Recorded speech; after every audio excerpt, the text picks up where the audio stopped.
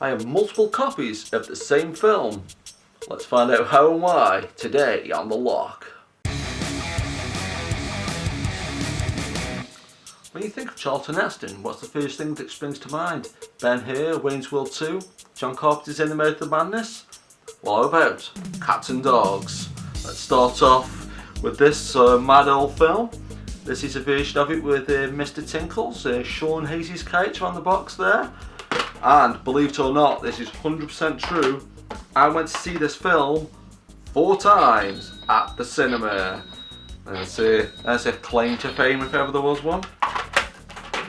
And if I had a penny for every time I've heard people talk about full screen DVDs and, oh, I don't like the black bars, and you know, that's just like, well, can you believe that, mate? Full screen DVDs for people that don't like widescreen, and now people have got big widescreen TVs. Crazy. And this has got CD-ROM features and website links and all that.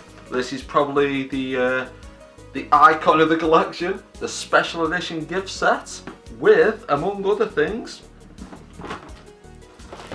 a hat and a scarf to impress all your friends with as you wait by the bus stop for go wherever you're going. A version of the video with the original, kind of great. Actually, that's a cool poster. I know they did the actual terrible sin of having the cats as the bad guys, but never mind what you're going to do. For some reason I think it's quite sweet that I got it from a RSPCA charity shop. So, film called Cats and Dogs, and the money went to, well, Cats and Dogs. This one actually has got a warning on the box. It says, "Attention Carry On fans, this saga was also known as Carry On Around the Bend, and it is Carry On at your convenience." I genuinely think this is a really underrated film, and even in the world of Carry On, it had a little bit of a mini revival, but for years and years it was always, oh, this film's full of toilet humour, it ain't got Barbara Windsor in, you know, people going boring off and things like that. But this is the version I got from Asda. This has been played, I'd say conservatively, at least 70 times. When Asda used to get VHS videos, and that was one thing. Really chuffed to see the Cinema Club version. I don't really remember this as a kid, and Cinema Club were really big. Looks like it's got deleted scenes on the back. The pictures look really funny, but all those pictures are in there. And this is going to have to tide me over until the Blu-ray or 4K comes out, but this is the DVD of Carry On at Your Convenience. It's actually got a commentary, and if that wasn't enough, the booklet has got a picture of Sid James sitting on the toilet. Anybody who's watched more than one of these videos or talked to me in real life for more than 5 minutes will know I absolutely love this film. I think it's really underrated. It's the Clint Eastwood starring and directed Firefox. I've got 2 of these. This is the X-Rental version.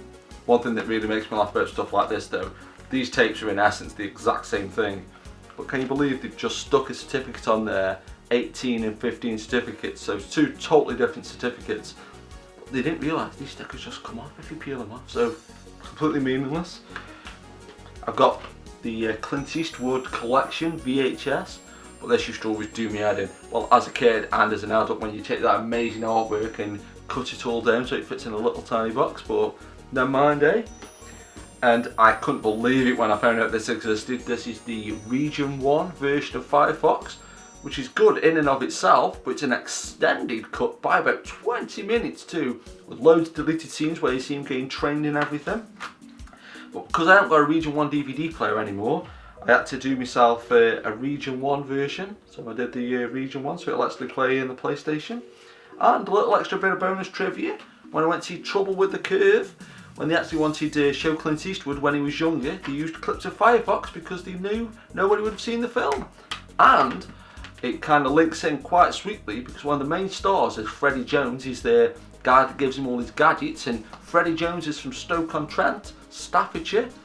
And for a little while, Craig Thomas, who wrote the original novel, used to live in Staffordshire, and he used to own a cat, which I don't know if Freddie Jones did, but never mind, eh?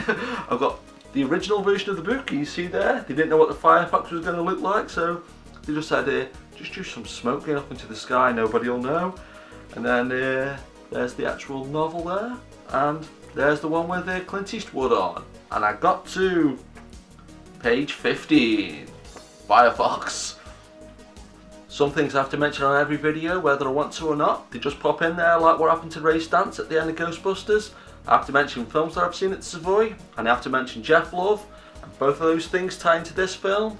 It is Jaws the Revenge, and I've got 5 copies, thank you very much. It's not a very well liked film. Some film experts say that it's not very good, but it's actually really, really cool. These came about quite naturally how I got these videos. I had this video when I was a kid, when 9.99 videos were an actual thing. But I think I got rid of a Jaws the Revenge video once, and I think it's given me like now sort of flashbacks ever since. And anytime I see Jaws the Revenge now I have to buy it, so I got this again. I got this brand new at the time. It's the widescreen version of Jaws the Revenge. I've got an ex-rental version of Jaws the Revenge. And who would have thought this could ever been a career? This was from a mobile video library. Can you believe that people used to drive around in a car with films of this quality in the back and people would actually rent them? That's like Flintstones times. And I've got Jaws the Revenge from an actual video shop, one of the last great video shops in the area. Really cool shop. I knew the guy there and he was really cool and everything, so that was awesome.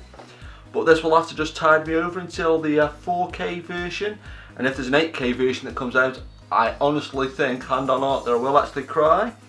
But this is a Blu-ray, Jaws the Revenge. I did actually get it for Jaws the Revenge, but nice little bonus, it's got the 3D version of Jaws 3 and Jaws 2. Jaws the Revenge, rest in peace Joseph Sargent, we love you. Where were you on Wednesday, the 14th of July 1999? Well, I was getting all nervous, getting ready to watch Star Wars Episode 1, The Phantom Menace. And the very next day, and I have the certificate to prove it, I saw the very first showing of The Phantom Menace at an ABC cinema. I distinctly remember the night before it coming out, I was sort of, oh my god, The Phantom Menace, The Phantom Menace. And the first part of this story is, like I say, probably applicable to most people in some form or another. But I remember getting up in the morning, putting GMTV on and watching people like Lorraine Callie saying, oh, that Jar Jar Binks, he's not very good and all that.